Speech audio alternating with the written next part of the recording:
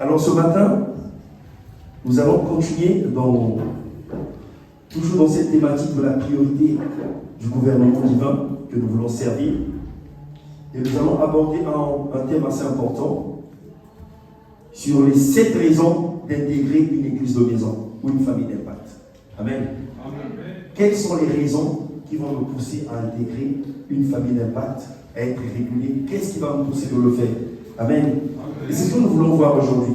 Et nous voyons que depuis 2 dimanches, pratiquement, un peu plus au moins, il y a son serviteur, le Seigneur nous parle par la bouche de son serviteur, l'apôtre Ivan, de servir les priorités du royaume de Dieu.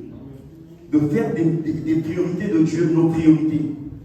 Et il nous a aussi exhorté et beaucoup encouragé à intégrer les familles d'impact, qui restent aujourd'hui un vrai moteur de développement et de croissance de chaque église. C'est le système le plus soutenu, capable plutôt de soutenir toute véritable croissance de l'église. Amen. Les réseaux sociaux, c'est bien, mais on sait à quel point ça reste temporaire. Et ça change tout le monde. Ça change à tout moment. Mais aujourd'hui, nous voulons voir les 7 raisons qui vont nous pousser à le faire. Amen. Je veux que tu prennes le temps avec conviction. Parce que toi-même, tu es convaincu.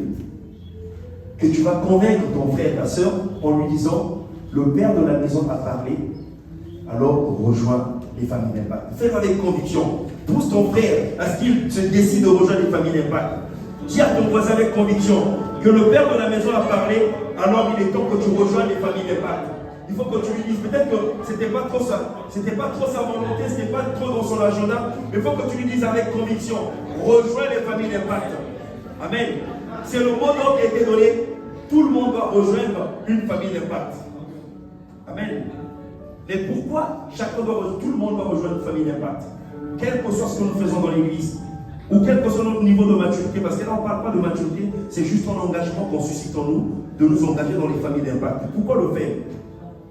Mais quelqu'un va me poser la question, mais moi j'entends parler des familles d'impact, mais c'est quoi exactement? Les églises, les maisons, c'est quoi? En quoi ça consiste? Alors, les familles d'impact ou les églises de maison, je parlais beaucoup de familles d'impact, parce que l'église de maison, c'est le système de cellules, qui reste un système très connu. Après, chacun dans son interprétation, selon les églises, selon les organisations, on donne un nom qui est propre ou spécifique à l'organisation. Mais ça reste des églises de maison. Mais nous, ici, nous les appelons famille d'impact. Amen.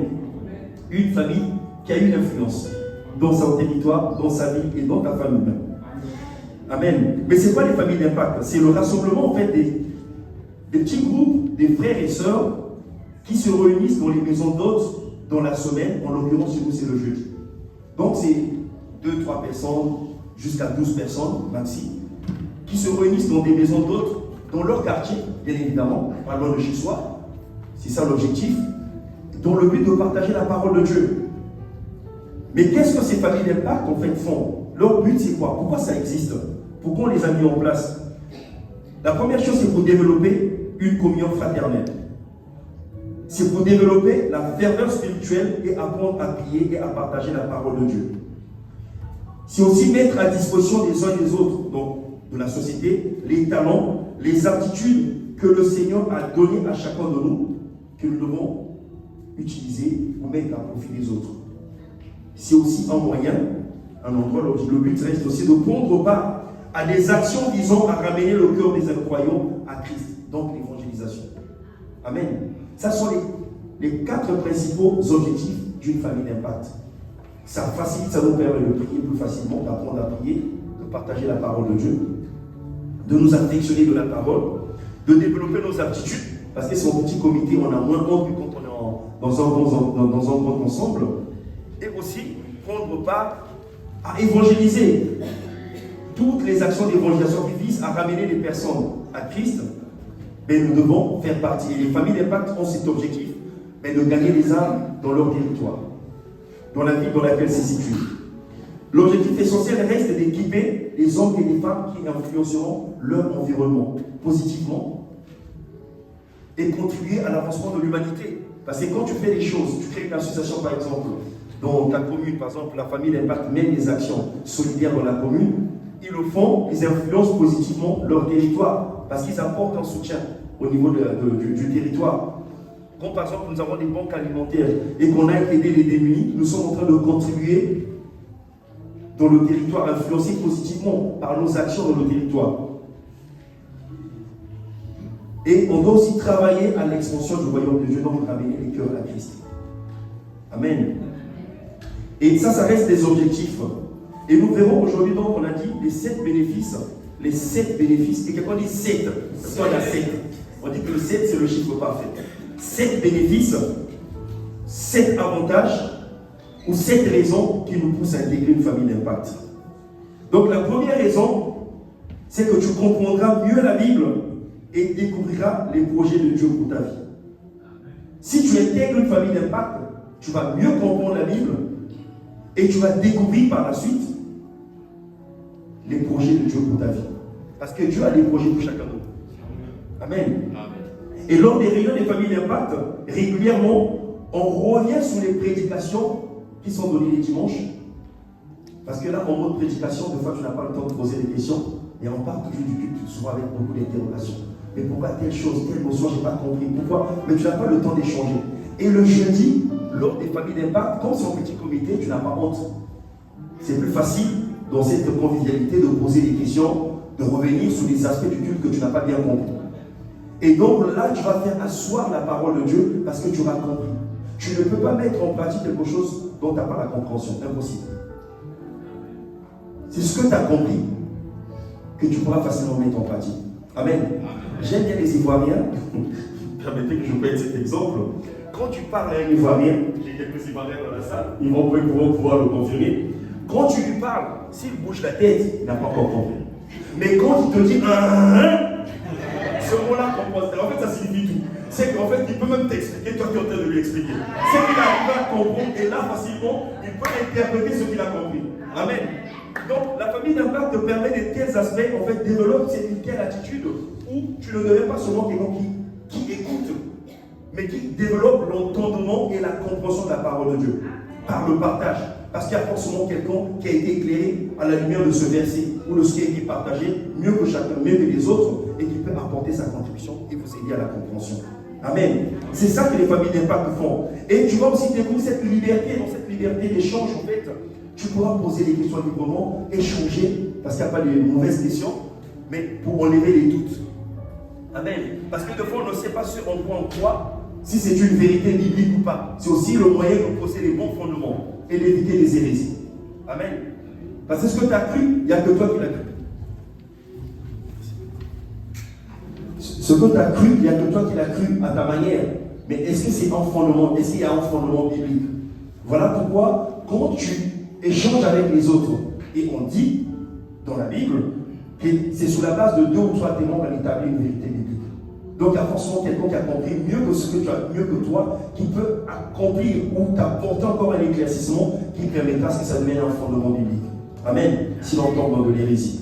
Voilà pourquoi on voit que dans l'Acte des Apôtres, les chrétiens de Béret revenaient sur les Écritures. Ils examinaient si ce que Paul enseignait était vrai. Et c'est ce que la Bible recommandait. Et c'est ce que nous faisons dans les familles d'impact. Amen.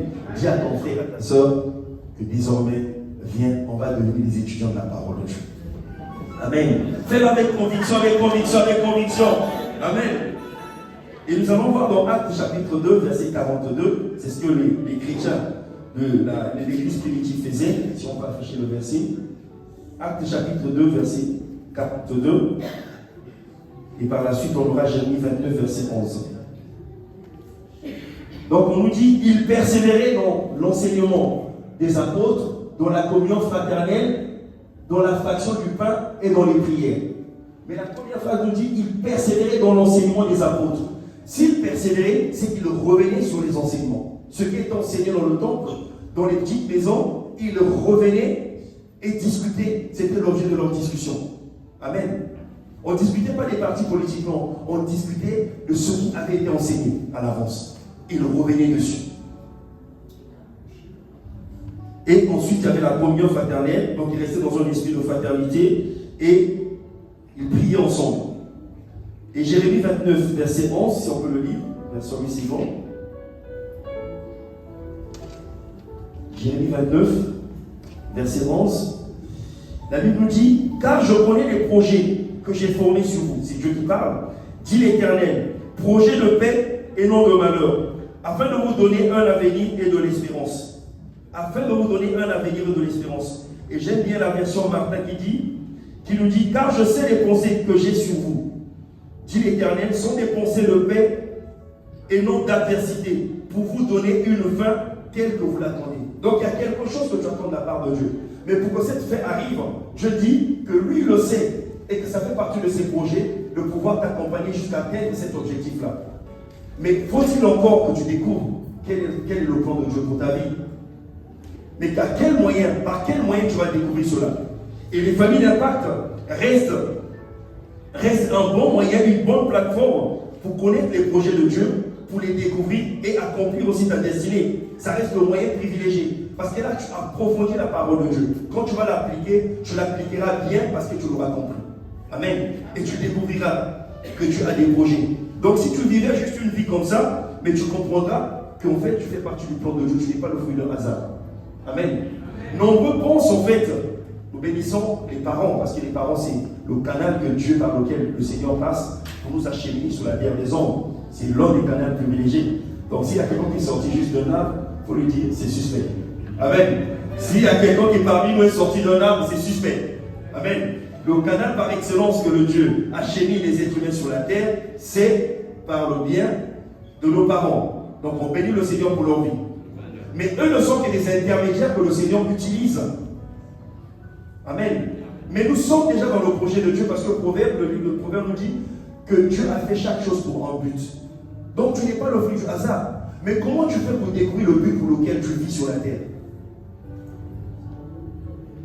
Que tu n'es pas juste un accident de la vie, de la société. C'est en étudiant les Saintes Écritures. Or, les familles d'impact offrent ce cadre privilégié pour mieux étudier la parole de Dieu. Parce que tu n'es pas jugé. Même si tu as dit Matthieu 5, et puis ce n'était pas Matthieu 5, c'était Jean, on va comprendre. On est là pour étudier. On veut développer la capacité de mieux comprendre et d'aimer la parole de Dieu. Donc il n'y a pas de jugement. Amen. C'est pas comme un amphithéâtre où tu dis quelque chose, c'est pas ça. On va dire que non, mais tu es une quiche ou on va utiliser des expressions pour te dévaloriser. Mais dans la famille d'impact, on relève l'estime de chacun. On n'est pas là pour enfoncer les gens, mais on relève l'estime de chacun. Et au travers de la parole. Amen. Et tu vas découvrir cette parole qui construit en fait les hommes et les femmes. Tu vas découvrir cette parole qui construit les hommes et les femmes. Et donc, une fois que tu as découvert quel est le plan de Dieu pour ta vie, plus facilement, tu vas t'atteler à l'accomplir. Or, beaucoup de gens viennent prendre ces décisions de suivre Dieu, car dans la vie, des fois la santé n'est plus au rendez-vous, et donc, ils n'arrivent pas à accomplir ce qu'ils étaient censés accomplir. Voilà pourquoi le docteur Max Monroe disait que le lieu le plus riche de la terre, ce sont les cimetières. Autant de personnes partent avec leurs projets, partent avec des choses, des livres non écrits, des choses non accomplies, parce qu'ils sont partis trop tôt, ou quand ils l'ont compris, et la force n'était plus au rendez-vous. Amen. Mais là, les familles d'impact nous aident à constater et à comprendre, et surtout à découvrir l'appel de Dieu, à découvrir le dessein de Dieu pour notre vie. Et donc facilement à le vivre. Je vais donner le témoignage d'un frère pour montrer que les familles d'impact, nous ne devons pas négliger les familles d'impact. Il y a un frère qui s'appelle Destin, et ce frère-là est arrivé nouvellement converti dans les familles d'impact. Mais vraiment, sa vie, c'était très compliqué, sa société était très très compliquée. Alors il a péri dans les familles d'impact, mais il avait quelque chose, c'est qu'il avait la soif de la parole, il voulait connaître Dieu. Et à travers une partie, il était régulier dans les familles d'impact, il était fidèle dans les temps de partage. Et ce frère assistait tout le temps aux familles d'impact, il participait, il posait des questions parce qu'il voulait vraiment connaître Dieu. Et comme il était très actif, il était chaque fois encouragé à appliquer la parole qui est enseignée. Et il revenait encore avec des questions. Et avec une telle attitude, le Seigneur n'a pas attendu pour que la parole fasse ses effets dans sa vie. Amen. Sa vie a été radicalement changée. D'abord, ça a impacté son système de pensée. Tel qu'il se pensait faible, quelqu'un qui était orphelin de père et mère, démuni de moyens. C'est-à-dire que ce n'était pas le premier que sur la course, quoi. Le dernier de la course. Un outsider. Mais personne ne pouvait pronostiquer sur sa vie. Mais le Seigneur savait pourquoi il l'avait placé là. Et c'est le lieu où le Seigneur, sans être jugé, voulait l'enseigner pour faire de lui ce qu'il devait devenir. Et le père a été impacté, son système de pensée avait changé. Il avait compris qu'il n'était pas un accident de la vie. Que même si les parents n'étaient pas là, il y avait un Père céleste qui existait et qui prenait soin de lui. Et qu'il y avait des projets pour sa vie. Et cela a impacté, influencé sa façon de se comporter. Ses projets ont changé. Là, il voyait petit commencer à voir grand. Et ce zèle-là n'a pas attendu. Dieu a changé sa vie. Aujourd'hui, ce frère est assistant pasteur. Il est berger d'une église. Il a 4 enfants, mariés. Il est informaticien alors qu'au départ, c'était juste un simple ouvrier. Il a dû se repositionner parce qu'il avait compris qu'il avait quelque chose qu'il devait offrir à l'humanité. Amen. Sa vie a changé. Là où il pensait juste que je vais gagner mon petit SMIC, il a commencé à voir grand. Parce qu'il voyait que Dieu le destinait à des grandes choses. Et il a compris qu'il devait être une source de bénédiction pour son environnement. Et aujourd'hui, c'est comme qu'il bénit son environnement. Amen. Mais qu'est-ce qu'il a fait? Le départ, c'était une famille d'impact. Le départ, c'était une famille d'impact. Il a obéi à la parole. Il était là régulier, constant. Donc ne fais pas juste tu viens le jeudi et puis tu viens dans un mois. Parce que tu ne sais pas les autres jeudis qui sont passés là. Peut-être c'était le jour où la parole qui te conseillait devait être exhortée, ou échangée, ou partagée. On a besoin de constance, de régularité et d'être très actif dans les familles d'impact. Une véritable plateforme pour le développement de notre vie. Amen. Alors que lui, au départ, il était destiné, c'était un homme brisé, il est arrivé un homme brisé, mais aujourd'hui, c'est un homme heureux de servir Dieu, un homme qui est content, un homme qui a réussi et qui témoigne en fait. Il est content de témoigner de ce que Dieu a fait lui, au travers des familles d'impact. Il a développé le cœur de berger. Mais qu'est-ce qu'il a fait? Il est passé par les familles d'impact et ça a été une plateforme, un tremplin pour lui, pour devenir ce qu'il est devenu. Amen. Amen. Dis à ton voisin, décide de rejoindre une famille d'impact. Décide de rejoindre une famille d'impact. Tu comprendras mieux la Bible et facilement tu pourras la partager. Amen. Amen. Et si nous voyons ce témoignage, j'ai juste envie de te dire que je te vois cette saison. Alors que tu t'engages dans les familles d'impact, alors que tu veux devenir un membre actif des familles d'impact, je vois le Seigneur te changer en une autre personne. Amen. Que ce qui avait déjà parlé sur ta vie, qui avait dit les mauvaises choses sur ta vie, avait parlé trop vite. Que le Seigneur, au travers des familles d'impact, va changer ta façon de penser et tu deviendras une autre personne. Amen. Là, on avait déjà dit que tu deviendrais, tu servais à rien, que tu étais un bon à rien.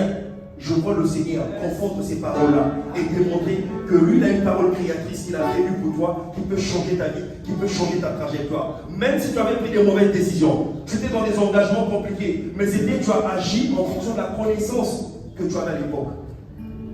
Même si tu t'es trompé dans tes choix. Mais aujourd'hui, le Seigneur, par sa parole, va recalculer la trajectoire de ta vie et te donner une nouvelle dimension. Amen. Parce que Jésus dit qu'il est le chemin. Le chemin, la vérité, la vie. Mais à travers les familles d'impact, tu vas découvrir ce que c'est que le chemin, qu'il est le Christ. Parce qu'il va te montrer un autre canal, une autre voie que tu peux suivre. Tu n'es pas obligé de suivre la voie que tu suis aujourd'hui. Mais la parole de Dieu va te montrer le véritable chemin que tu vas suivre, qui est le Christ. Amen. Parce que tu vas avoir le témoignage d'autres personnes qui ont osé Jésus et qui aujourd'hui témoignent de ce que ce chemin, là où ce chemin les a conduits. Amen. Je te vois changer de voie, être redirigé par le Seigneur, être redimensionné par le Seigneur dans le nom de Jésus-Christ.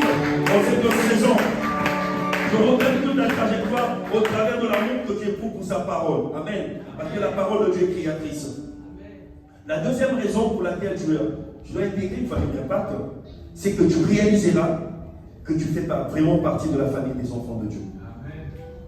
La famille d'impact est une véritable famille. Il y a tellement, nous sommes beaucoup à vraiment témoigner, avoir découvert une véritable famille. Ce n'est pas juste un endroit où on vient, on partage la parole, on est parti. On tisse des liens dans les familles d'impact. Amen. On tisse des liens dans les familles d'impact. Et c'est ce que nous développons quand nous fréquentons une famille d'impact. C'est ce que nous bénéficions en fait. Et nombreux, et tu découvriras aussi que ce par quoi tu passes, la situation que tu vis actuellement, il y a d'autres personnes aussi peut-être qui l'ont déjà vécu. Raison pour laquelle je te positionne dans cette famille d'impact-là, pourquoi pas l'autre? Parce qu'il y a quelqu'un qui a une expérience, qui doit te communiquer, qui va t'aider à t'en sortir dans la situation dans laquelle tu te trouves. Amen. Et que ce que tu as vécu, tu n'es pas le seul à le vivre. Certains l'ont déjà vécu, ou certains sont en train de le vivre. Mais la différence, c'est que eux, ils ont compris les principes divins, les principes divins, ou les lois divines, et en obéissant, ils ont pu vaincre leurs difficultés, ils ont pu s'en sortir. Et c'est ce que va faire l'Esprit de Dieu. Voilà quand tu as un témoignage, quand tu l'as fait, ne le cache pas. Parce que quelqu'un d'autre en a besoin pour t'encourager dans sa foi. Quelqu'un en pleine attente, quand il t'entend, il va dire, ah, mon tour arrive. Mon tour arrive. Si Dieu l'a fait pour lui, c'est qu'il peut le faire pour moi. Amen. Et au travers des familles d'impact, c'est ce soutien-là que tu vas avoir en fait. Tu vas trouver que tu n'es pas seul. Nous allons encore relire Actes chapitre 2, c'est vraiment la base, notre base. Acte 2, verset 42 à 44. Si on peut le remettre, Acte 2, verset 42 à 44. Si on peut le remettre. Donc on nous dit qu'il persévérait dans l'enseignement des apôtres, on a déjà vu tout à l'heure, dans la communion fraternelle. Donc là on dit communion fraternelle. Qui dit communion fraternelle, c'est qu'il y a des liens qui se sont tissés et les gens se mettent ensemble, passent du temps ensemble. Amen. Il y a des relations qui sont tissées dans les familles d'impact. Et il dit, et tous ceux qui étaient dans le même lieu, ils avaient tous tout en commun. Donc tu ne te sentiras pas seul. Parce que ce que vous possédez dans la famille d'impact, c'est comme si Dieu vous enrichissait les uns les autres. Amen. Moi j'ai découvert, c'est un verset qui est très connu. On parle souvent du frère qui église le frère. Et moi ici on dit, le frère église le frère, la sœur église la sœur. Amen. Et le verset qui suit juste après nous dit que c'est au contact avec autrui que l'esprit de l'homme s'affine. Ce que je deviens, c'est parce que je me forge à l'autre que je deviens ce que je deviens. D'autres personnes, pour changer de caractère, l'enseignement ne suffit pas. Ils ont besoin d'un contact avec les autres pour s'apercevoir des mauvais aspects qu'ils ont de leur caractère et pour pouvoir les emmener au changement. Amen. Ou même, le contact avec les autres donne la conscience de ce que tu es réellement. Voilà pourquoi les familles d'impact restent vraiment une plateforme où tu découvres une vraie famille. Et dans la famille, on ne se juge pas, dans la famille, on se soutient. Amen. C'est ce que tu découvres. Voilà pourquoi on nous dit ici, on nous relève qu'ils avaient tout en commun. Et tout en commun. Parce qu'en fait, il y a cette solidarité qui naît. Et nous avons eu beaucoup de témoignages pendant le confinement. Je vous donne l'exemple d'une sœur que je nommerai G pour des raisons de discrétion, qui était avec nous dans les familles d'impact. Mais elle était très active dans les familles d'impact. Elle est active dans les familles d'impact. Mais pendant le confinement, c'était une mère seule et donc c'était chaud financièrement pour elle. Financièrement, c'était très chaud. Et donc la famille d'impact, quand on s'est aperçu, on a décidé de lui apporter de l'aide en fait. C'était un de l'autre. C'est pas quelqu'un qui vient un mois et puis qui vient 3 mois après, non. Mais c'était quelqu'un qui était là vraiment tout le temps. Et quand c'était chaud sur elle, ben, la famille d'impact a décidé de lui venir en aide. Jusqu'au point où on a pu payer son loyer et on lui a apporté les vivres. Une véritable preuve d'amour. Et pour d'autres personnes, on a fait des collectes pour offrir à manger. Je me souviens qu'avec juste la même période, et on avait le confinement à 19h, il fallait être confiné. Et on avait reçu la conviction avec mon épouse, parce qu'il y avait beaucoup de personnes qui servaient, mais dans les sociétés c'était compliqué, fermé, c'était très compliqué financièrement pour tout le monde. Et on avait reçu la conviction de s'aimer autour de tous ceux qui servent avec nous. Tous ceux qui servent avec nous. On a acheté des sacs de riz, on a acheté des trucs, des poulets. Avec mon épouse, on a fait des tas, des paquets. Et il fallait faire la livraison. Et la dernière livraison arrivait presque jusqu'avec presque à l'heure du confinement. Mais une joie qui m'habitait alors que j'étais seul dans la voiture en train de faire la livraison. Et on n'avait pas appelé les gens. J'arrivais, je toquais, je dis, on a une surprise pour toi, on déposait les colis. Mais ils étaient tous surpris que Dieu pense à eux en fait. Parce que Dieu n'est débiteur de personne. Mais qu'est-ce qui nous a fait prendre ce risque? Jusqu'au moment du confinement, le soir en train de distribuer les colis. C'est l'amour. Parce que nous sommes une famille. Et nous, la question qu'on se pose toujours avec mon épouse, quand nous mangeons, nous avons quelque chose à table. Est-ce qu'il y a un frère qui n'a pas quelque chose à manger? Est-ce que tous ceux qui nous fréquentent ont quelque chose à manger? Amen. C'est un bon moyen de développer l'amour de Dieu, le cœur de Dieu. Et dans cette famille d'impact, c'est là que tu trouveras cette attitude, ce cœur. Nous, on a pris ça dans les familles d'impact. C'est amour que tu peux offrir à l'autre. Que nous sommes une famille et que l'on se soutient. Ainsi, personne ne se sent dévalorisé, personne ne souffre de faim, parce qu'il y a quelqu'un forcément qui va penser à lui. Amen. C'est ça que l'on trouve dans les familles d'impact. C'est pas juste venir, on fait la réunion des partis. On a tellement de témoignages dessus. J'ai encore un témoignage sur une sœur, en fait, que j'appellerai D. Un jour, on a fini la prière à Voici, et je devais rentrer, mais j'étais seul dans la voiture. Et je reçois la conviction qu'il faut que tu mets dans le groupe des familles d'impact, que tu as de la place, ne rentre pas seul. Parce que des fois, les prières finissaient vers 22h. On dit ne rentre pas seul. Et donc, j'ai mis le message dans le groupe pour dire que j'ai de la place. Si quelqu'un rentre vers le l'air, on peut faire chemin ensemble. Et donc, il y a une sœur finalement qui répond dans le groupe, oui, je veux bien. Et donc, on se contacte, je la prends. Elle était dans les familles d'impact, c'est la première fois que je la vois. Et donc, on a commencé, mais je sentais, elle était coincée sur son fauteuil, dans tout ça. Elle était un peu, je la sentais crispée. Il y a quelque chose ne va pas chez elle. Pourtant, elle est change, mais je la sens un peu comme si quelqu'un qui a peur.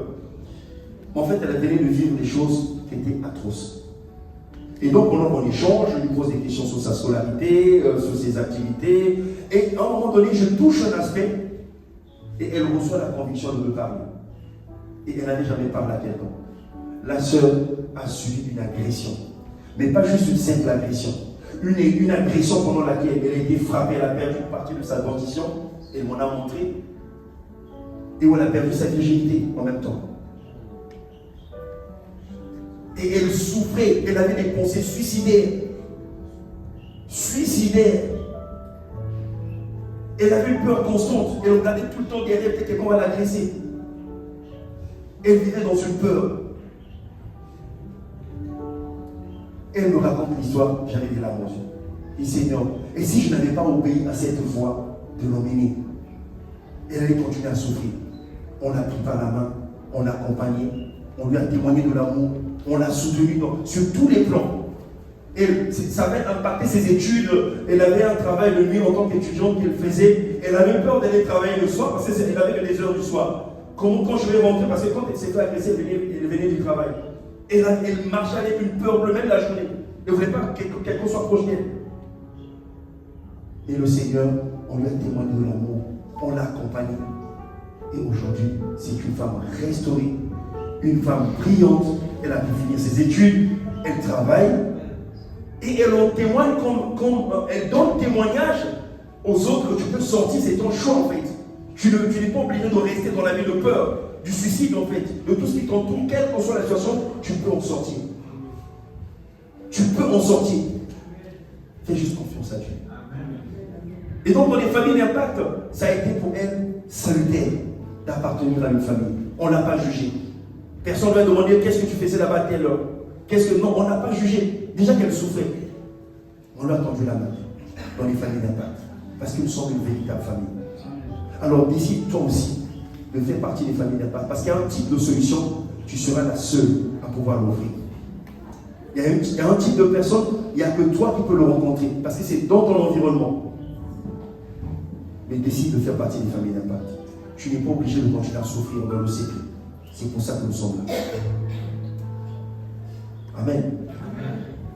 C'est pour cela que nous sommes là. Alors je déclare que toutes les forteresses du rejet, de la peur constante, des pensées suicidaires, des angoisses, de l'individualisme, tu te mets toujours à côté de moi quand je finis le culte, amen, amen, je suis parti. Parce que tu ne peux pas connecter avec telle personne. On doit développer en toi le faux raisonnement qui consiste à dire que moins tu es collé aux gens, moins tu as des problèmes. C'est faux, mon sang du diable. C'est pour t'isoler, pour t'avoir. Amen. Sois en communauté. Reste connecté avec tes frères et sœurs. Parce que c'est ce que Dieu veut de toi. C'est là que le Seigneur va te relever. Et le peuple pourra déclarer que le faible ne sera plus faible, il va déclarer qu'il est fort. Amen.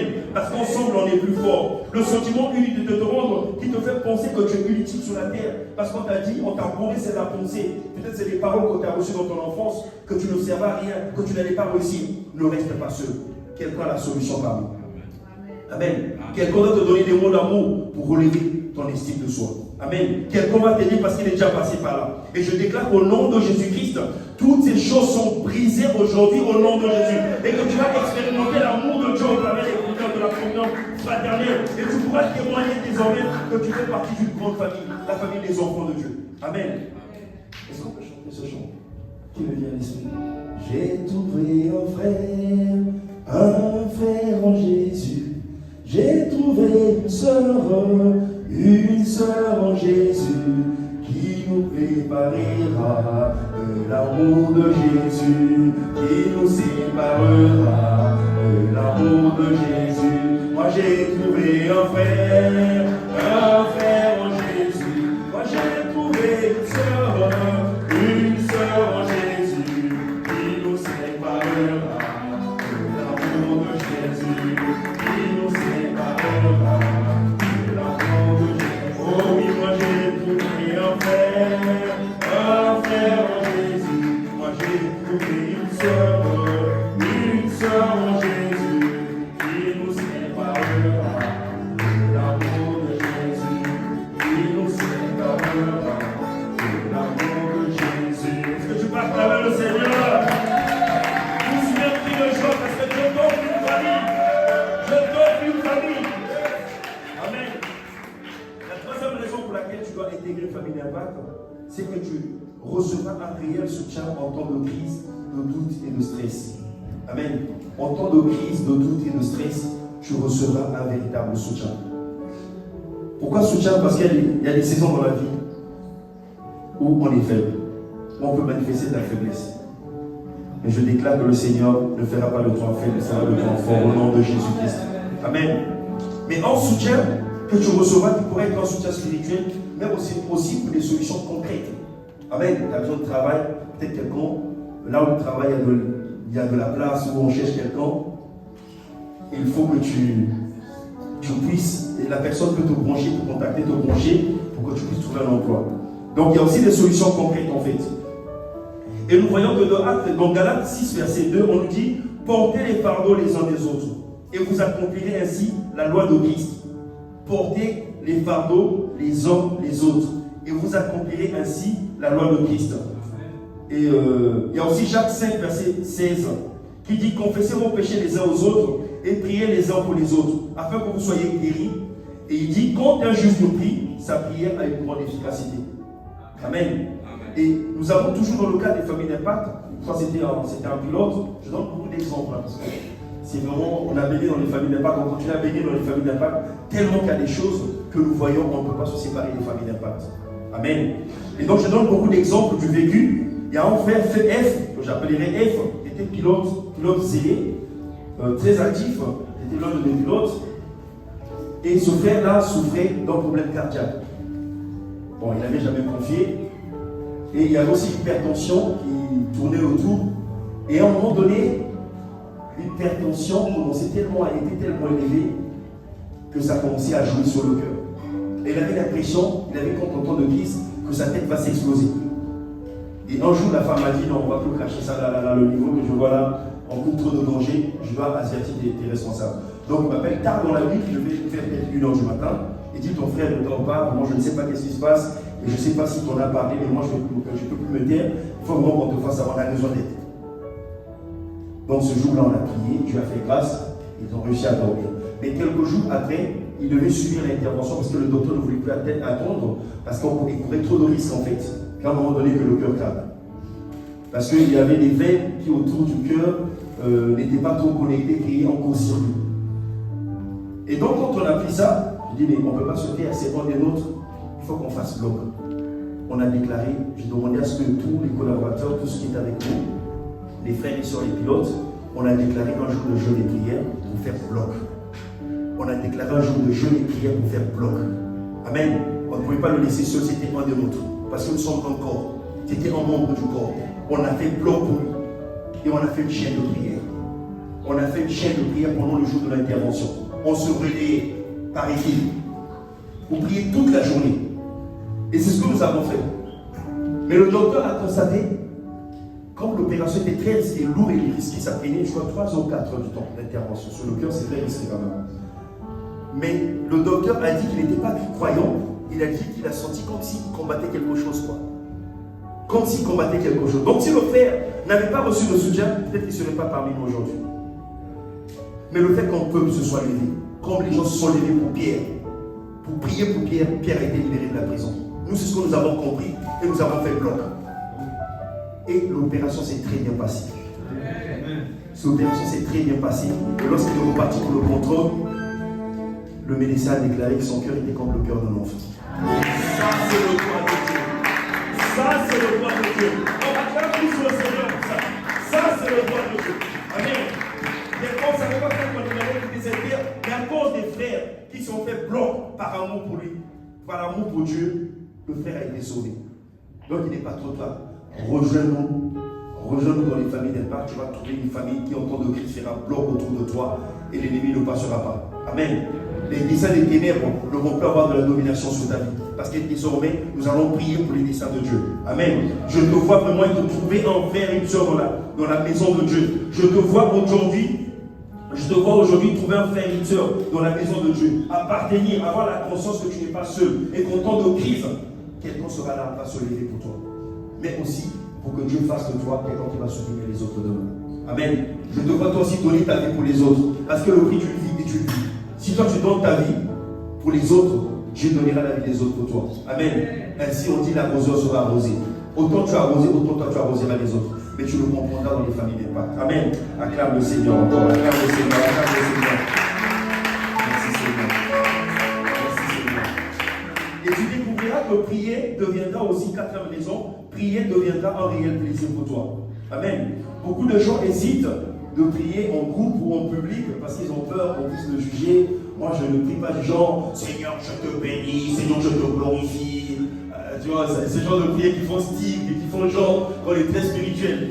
Et donc, à cause de ces préjugés, nombreux n'espèrent pas, en fait, ne veulent pas prendre le risque de prier en public. Parce qu'ils ont des préjugés sur la prière. Mais dans les familles d'impact, l'atmosphère, l'ambiance conviviale dans laquelle les prières sont adressées à Dieu, avec simplicité, t'encouragera à aimer la prière. Amen. Tu apprécieras la prière. Tu n'auras pas de préjugés parce qu'il n'y a personne pour te juger. Nombreux ont appris à prier dans les familles d'impact. C'est plus facile de prier quand tu es en face de 2-3 personnes que de prier quand tu es en face de, je sais pas, d'une centaine de personnes. Et là, c'est un cadre qui est familial en fait. Et on ne juge personne. Et c'est là que tu apprends à prier. Et aussi, tu apprends à écouter les autres, à observer les autres comment est-ce qu'ils prient. Parce qu'un enfant apprend à parler quand il est exposé aux échanges avec les parents. Tous on commence par les petits mots, parce qu'on apprend souvent papa, et puis après petit à petit, et puis ça va venir, et puis on commence à former les phrases. Et donc on apprend, tous on apprend. On apprend tous à prier. Personne n'est professeur en prière, non. On apprend tous à prier. Et les familles d'impact t'offrent ce cadre-là où tu vas apprendre à prier. Parce que personne ne te jugera. Amen. Et un jour, il y avait une soeur qui était frustrée parce qu'il trouvait que son mari n'aimait pas la prière. Elle aimait la prière, mais trouvait que son mari c'était compliqué, il fallait forcer, et encore pour obtenir. Donc ils n'avaient pas des temps de prière constants, parce qu'en fait le frère s'arrangeait à éviter ces moments-là. Et donc un jour il s'est plaint, je lui ai dit, mais demande à ton mari de rejoindre les familles d'impact, de nous rejoindre comme ça on pourra l'accompagner. Et donc je l'ai reçu, on l'a accompagné, et sous la base des enseignements, j'ai, par la grâce de Dieu, réussi à enlever tous les préjugés qu'il y avait sur la prière. Je l'ai juste appris qu'il ne fallait pas s'attendre à des formules spécifiques pour prier. Mais qu'il fallait juste qu'il apprenne à laisser son cœur parler à son Père qui est Dieu. C'est ça la prière, on parle à Dieu. Que c'est son cœur qui s'exprime envers son Dieu, envers son Père. Et qui est notre Père, qui est son Dieu, qui est notre Dieu. Mais dans la simplicité possible. Est-ce que pour parler à un père, on a besoin d'avoir des phrases toutes faites, avec un gros français? Non. Tu parles ce qui te passe sur le cœur, c'est ce que tu dis à ton père, dans cette intimité. Et donc, je l'ai aidé à être décomplexé de l'aspect de la prière. Il a compris. Et je lui ai aussi demandé d'observer comment les autres prient dans la famille d'impact, et aussi de s'exposer au temps prophétique, des prières prophétiques faites par l'apôtre Ivan, parce que c'est des moments de prière qui sont inspirés et qui se laissent emporter par ces moments, et il va trouver le plaisir de prier. Il a fait, il a obéi. Et le frère maintenant était devenu un amoureux de la prière, à la grande surprise de sa femme. Il ne savait pas qu'est-ce qui s'est passé. C'est parce que lui, il se disait que moi, si quand je prie, comparé à ce que j'entends ma femme élever comme voix, moi je suis une catastrophe. Et lui, il se disait que c'était une catastrophe. Et maintenant qu'il était décomplexé, que prier suffisait qu'il pense à Dieu dans un esprit d'intimité avec le Seigneur, qu'il laisse avec sincérité les mots qui vont sortir pour la gloire de Dieu, et bien il a compris que prier était devenu facile. Et dans cette facilité, il a appris à prier, il a appris à aimer la prière. Amen. À la grande surprise de sa femme. Et donc je te vois toi aussi être relevé, sortir de ce complexe de la prière et apprécier la prière. Parce que si tu es à côté de ceux qui aiment prier, tu apprendras toi aussi à aimer la prière. Et prier sera devenu quelque chose de simple pour toi et tu vas apprécier la prière. Amen. Je te vois maintenant ne plus attendre que quelqu'un vienne prier pour toi. Toi-même, prends l'initiative de prier le Seigneur dans l'intimité, dans le secret. Amen. Je te vois vraiment sortir de ces complexes-là et entamer la prière à tout moment et entrer dans la dimension de prier sans cesse. Parce que c'est ce que tu dois faire. C'est ce que la Bible nous recommande. Amen. Et la cinquième raison, tu découvriras les dons et les talents que tu ignores encore posséder en toi. Dans les familles d'impact, il y a forcément quelqu'un qui va constater ce que Dieu a mis en toi. Amen. Je veux que nous puissions lire rapidement Matthieu 25, verset 14 à 15. C'est important. Matthieu 25, verset 14 à 15. Matthieu 25, verset 14 à 15.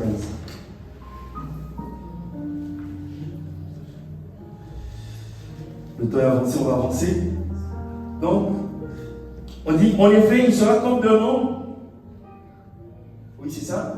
Ce sera comme d'un homme qui, partant pour un voyage, appelle ses serviteurs et leur remet ses biens. Il donna 5 talents à l'un et 2 à l'autre, et un 3e à chacun, selon sa capacité, et il partit aussitôt. Qu'est-ce que nous enseigne cette parole des talents? C'est que Dieu n'a pas oublié quelqu'un. Dieu a donné à chacun de nous quelque chose. Mais ce qui change, c'est la conscience de ce que nous avons. Très souvent, nous sommes portés à observer les autres et à envier les autres, de ce qu'ils ont, parce que c'est visible. Mais je viens aujourd'hui te dire, toi aussi tu as quelque chose que Dieu t'a donné. Dieu n'a oublié personne, sinon il serait injuste. Amen. Il y a quelque chose de spécifique à ta personne. Si tu t'observes, tu saurais que tu as quelque chose. Mais souvent nous portons nos regards vers les autres, ça fait que nous oublions ce que nous avons et le mettons en pratique. Amen. Mais aujourd'hui, Dieu t'emmène à avoir la conscience que tu as quelque chose. Et dans les familles d'impact, c'est simple. Ce que tu fais, ce que tu dégages, qui bénit la communauté, facilement quelqu'un te dira, le style constate en toi, et tu en deviendras conscient de ce que tu possèdes. Et une fois que tu seras conscient, tu pourras l'utiliser pour bénir ta communauté, pour bénir les familles d'impact, pour bénir la vie, pour bénir la famille. Amen. On avait une sœur qui venait chez la famille d'impact, et cette sœur-là était, en fait, elle faisait des pâtisseries pendant les temps de communion fraternelle. Et on appréciait ces pâtisseries, et elle emmenait comme si elle le faisait comme un hobby en fait. Mais nous, on appréciait ce qu'elle faisait. Et un jour, on lui a dit, mais pourquoi tu ne pourrais pas les commercialiser? Parce qu'ils sont tellement bons qu'on voudrait que tu peux te faire un peu d'argent en les vendant. Nous, on aimerait bien que tu nous apportes, bien sûr, mais que tu commences aussi à les vendre, qu'un grand nombre puisse en bénéficier. Elle n'était pas consciente de ces talents-là. Et finalement, on lui a ouvert les yeux. On l'a aidé à chercher l'école pour qu'elle fasse la formation, pour qu'elle puisse se perfectionner. Elle en a fait un métier et aujourd'hui, c'est une grande pâtissière. Amen. Où est-ce qu'elle a trouvé sa voie? C'est dans les familles d'impact. Amen. Donc je déclare que toi aussi, en fréquentant les familles d'impact, il y a des aspects de ta vie que tu négliges.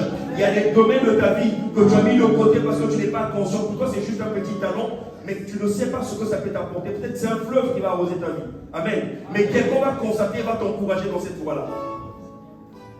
Et je déclare que ce que tu ignorais sur ta vie, tu vas le découvrir. Et c'est peut-être la voie que le Seigneur, par laquelle le Seigneur t'appelle. Amen. D'autres personnes, on a juste constaté que dans leur façon de faire, dans leur attitude, ils aimaient conseiller les gens, ils aimaient prendre soin des autres. Ce n'est pas qu'ils cherchaient un titre ou un appel quelconque, mais c'était leur cœur qui s'exprimait. Ils ont appris dans les familles d'impact à aimer, à conseiller, à accompagner les autres quand ils sont en difficulté. En fait, ils ne savaient pas qu'en le faisant, ils étaient en train de développer le cœur de berger. Certains se sont vus devenir des pasteurs, d'autres des responsables, d'autres des piliers dans l'église. Parce que juste que ça devient une épaule sur laquelle quelqu'un peut venir pleurer. Amen. Parce que tu développes ce cœur d'empathie en fait envers les autres. Mais qui le constate? C'est dans les familles d'impact généralement qu'on le constate. Et tu vas découvrir ta nouvelle voie. Amen. Je déclare que tu découvres l'appel de ta vie et le moyen par lequel le Seigneur veut que tu puisses bénir ta société, bénir la société, l'environnement, la ville, ta famille, parce qu'il a mis quelque chose en toi qui doit arroser un grand nombre de personnes. Amen.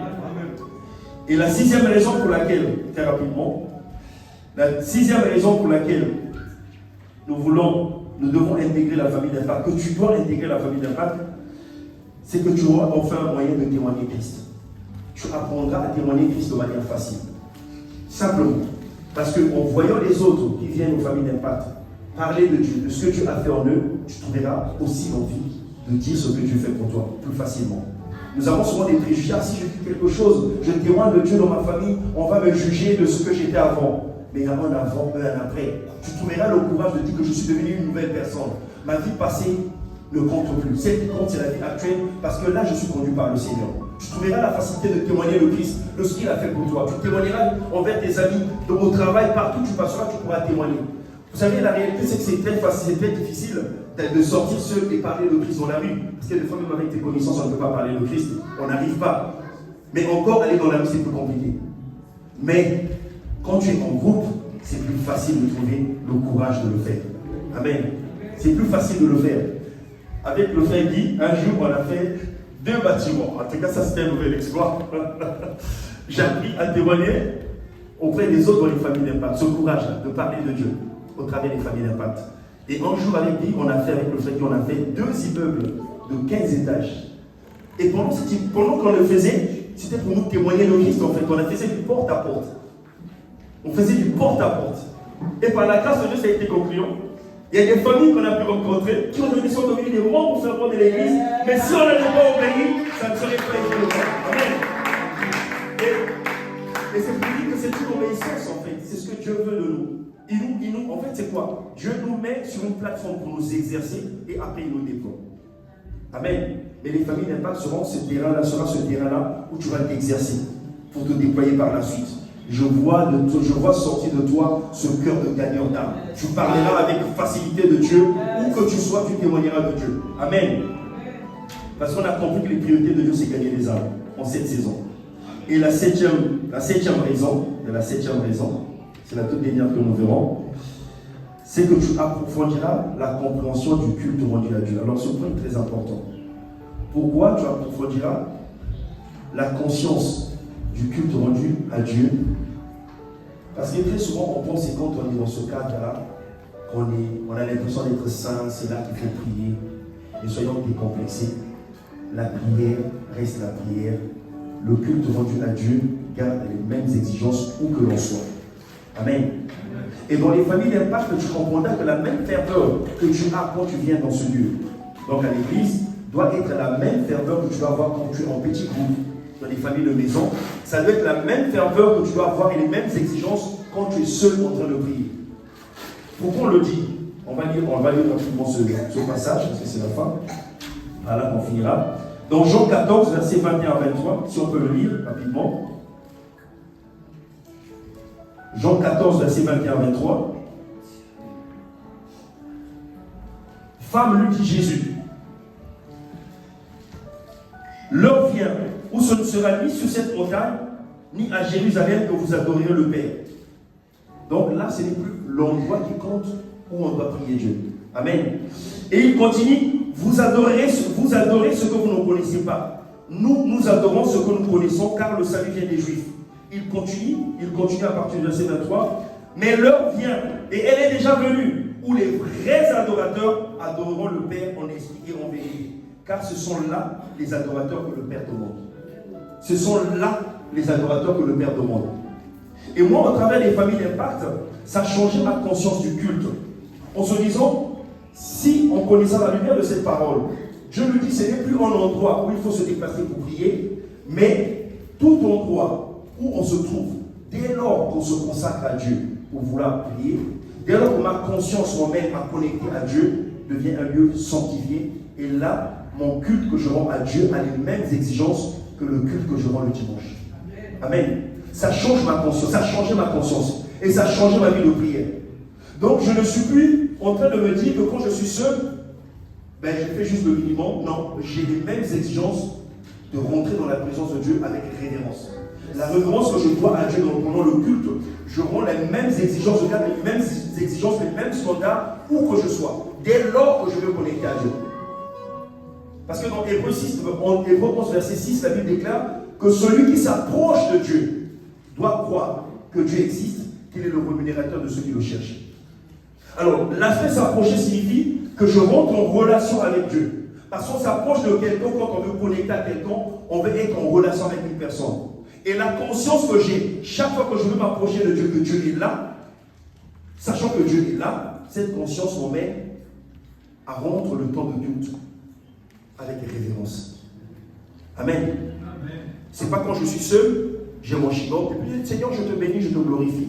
Tu es bon, je sais que tu es bon. Et puis quand je suis au culte, c'est comme un saint, un prêtre. Je change d'attitude. Ça signifie que je ne suis plus vrai. Parce que j'ai deux attitudes. Une attitude quand je suis à l'église, et en privé, j'ai une autre attitude. Je ne suis plus vrai. La même sincérité de cœur que je dois disposer quand je suis devant tout le monde, doit être la même sincérité que quand je suis en petit groupe ou quand je prie seul. Donc même si je suis en train de marcher, dès lors que ma pensée veut me connecter à Dieu, je sais que Dieu est présent. Et donc je fais ce que j'ai appris concernant la prière. Je lui parle avec respect et référence. Amen. Et ça a changé mon culte. Et les familles d'impact apprennent à être décomplexées juste d'attendre le dimanche pour aller prier. Et tu apprendras aussi la dimension de prier sans cesse. Qu'en tout lieu, à tout moment, tu as besoin de connecter avec le Seigneur. Parce qu'il dit prier sans cesse. Et dans les familles d'impact, on veut aller dans cette dimension, tu vas apprendre cette dimension-là. Donc c'est tout bénéfice pour toi, les 7 bénéfices qui ne sont pas exhaustifs, mais que j'ai résumé un peu pour nous permettre de nous donner des bonnes raisons de nous engager dans les familles d'impact. Amen. Amen. Et donc, aujourd'hui, tu dois prendre l'engagement, bien-aimé, de pouvoir t'engager dans les familles d'impact. Peut-être que tu trouvais que c'est juste un rassemblement, je n'avais pas compris l'objectif qui est derrière, mais c'est pour construire ta vie. C'est pour construire ta vie, pour que tu deviennes un instrument par lequel le Seigneur passera pour influencer ton territoire, ta famille et ta vie, pour te donner une direction. Si tu pensais que tu étais perdu, que tu te sentais seul, sache que maintenant, Dieu t'a donné une famille. Si tu te sentais désavantagé par rapport aux autres, sache que Dieu a un plan pour toi. Et viens le découvrir. Apprécie la parole de Dieu, les moments de partage. Sois régulier dans les familles d'impact. Et tu verras que cette parole-là, que tu reçois tous les jours, va changer ton type de cœur. Et ça sera le début de ta transformation. Nous sommes nombreux à témoigner que les familles d'impact nous ont transformés. Nous ont transformés. Aujourd'hui, ce que nous possédons, on se dit, on a atteint le niveau du sacrifice. Pourquoi? Parce que la Bible nous dit que nous devons être des sacrifices vivants. Mais où est-ce qu'on l'a pris? Dans les familles d'impact. On a pris l'argent dans la générosité. Parce qu'une main qui ne donne pas, une main nonchalante, la Bible dit qu'elle s'appauvrit. Mais celle qui s'élargit trouvera quelque chose en retour le jour où elle n'aura rien. On a appris à vivre pour les autres. C'est le vrai renoncement à soi. Où est-ce qu'on l'a pris? Dans les familles d'impact. Alors bien aimé, je t'invite à rejoindre une famille d'impact sans plus tarder. Aujourd'hui, prends la décision. Où que tu sois, je veux qu'à la fin que tu le dises, est-ce que dans ma vie, la question n'est plus comment on fait pour rejoindre une famille d'impact? Non, on va t'aider à rejoindre une famille d'impact. Mais ta question est est-ce que dans ma vie, il y a une famille d'impact? Et s'il n'y a pas une famille d'impact, sois la personne qui va ouvrir sa maison parce que Dieu viendra habiter chez toi. Il y a des avantages à ouvrir sa maison. Christ s'est étonné que chacun bâtissait des châteaux, tout le monde bâtit des châteaux, un lieu d'habitation. Mais David, avec le cœur qu'il avait pour Dieu, a pu dire, moi je ne peux pas habiter en palais et mon Dieu habite une tente. Et Jésus a repris cela en disant que même les animaux ont un lieu de refuge, ils ont des tanières où le soir quand il pleut, ils savent qu'il y a un endroit où ils pourront aller se cacher pour se mettre à l'abri. Mais le Fils de l'homme n'a pas où mettre sa tête. Est-ce que Dieu peut trouver un refuge dans ta vie, dans ta maison? Est-ce qu'il peut trouver une habitation? Amen. Est-ce qu'il peut trouver une habitation? Est-ce qu'il peut trouver une habitation? Je déclare dans cette saison, alors que tu rejoins et intègres les familles d'impact, alors que tu t'engages à le servir à travers les familles d'impact, je vois ton zèle augmenter. Je vois ta vie de prière exploser. Parce que Dieu nous équipe pour faire quelque chose. Je te vois devenir un assoiffé de la parole de Dieu, de la présence de Dieu, et un véritable adorateur, capable de prier et devenir en plaisir, ou pour lequel prier devient un plaisir. Amen. Je te vois franchir les barrières. C'est là où il y avait des obstacles de l'évangélisation, de partage de la parole de Dieu. Je te vois franchir à cause de l'amour pour Dieu. Amen. Je déclare que le Seigneur accélère ta maturité spirituelle, te donne une autorité spirituelle, la conscience de ton identité en Christ afin de renverser les forteresses et les faux raisonnements. tu ne permettras pas que quelque chose en toi négocie avec le Seigneur. Quand Dieu te dira fais ça, tu commences à raisonner. Oh mais non, j'ai pas trop dormi la nuit, les heures de sommeil, je n'ai pas eu. Non, et c'est ce que tu fais quand tu vas au travail. Est-ce que tu négocies? Non. Mais quand il s'agit de Dieu comme il est là, on négocie. Non, tu sais, je suis rentré tard. Alors moi j'ai une devise. Même si je rentre à 4h du matin, c'est pas Dieu qui a voulu que je rentre à 4h du matin. Donc le programme de Dieu reste là, il bouge. C'est moi qui dois bouger. Parce que Dieu c'est comme un gros arbre qui est au milieu du centre. Ce n'est pas l'arbre qui se déplace en fonction des événements, en fonction des intempéries. C'est l'homme qui va chercher l'ombrage, qui doit se positionner en fonction de l'arbre qui voit le soleil. Mais ce n'est pas l'arbre qui bouge. Ce n'est pas à Dieu de se plier à nous, c'est à nous de nous plier à Dieu. Amen. Nous devenons ces personnes-là qui ne raisonnent pas avec les instructions de Dieu, mais qui les appliquent. Je dois sortir des prisons intérieures, des faux raisonnements, et être un instrument de gloire, et qui fait de toi un héros pour ta génération. Ainsi, tu pourras servir ta génération avec les dons et les talents que Dieu t'a donnés et dont tu te rends conscient. Je vois ta vie donner envie à quelqu'un d'aimer Dieu parce que toi, tu aimes Dieu. Amen. Bien-aimé, il y a des personnes, quand tu les vois, tu as envie de lui ressembler. Quand tu vois sa façon d'aimer Dieu, tu te dis, mais comment il est arrivé à ce niveau-là? Ce cœur-là, on le moissonne parce qu'on le demande à Dieu. Commence à demander ce cœur à Dieu. Ça ne vient pas comme ça, le claquement de doigts. C'est ton engagement. C'est une résolution que tu prends envers le Seigneur. Commence à demander.